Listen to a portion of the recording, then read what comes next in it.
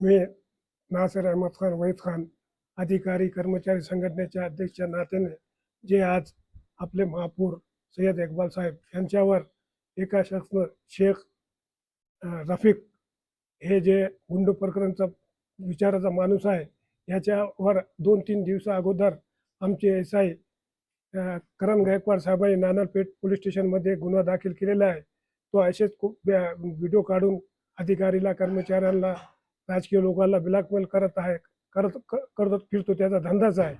त्यामुळे आज तो आमच्या महापौर साहेबाच्या कॅबिनमध्ये आला, त्यांना अभद्र भाषा वापरली आणि त्यांना शिवीगाळ करू लागला होता. तर त्यावेळेस आमचे सुरक्षा गार्ड त्यांना अडविले. त्यावेळेस त्याने शस्त्र काढला होता, त्याच्याकडे एक शस्त्र हत्यार बी होतं.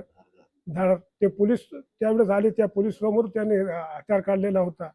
तर उद्या मी अध्यक्षच्या नात्याने उद्या या घटनेचा निषेध करणार आहे आणि पूर्ण महापालिका एका दिवसासाठी काम बंद आंदोलन करून निषेध करणार आहे.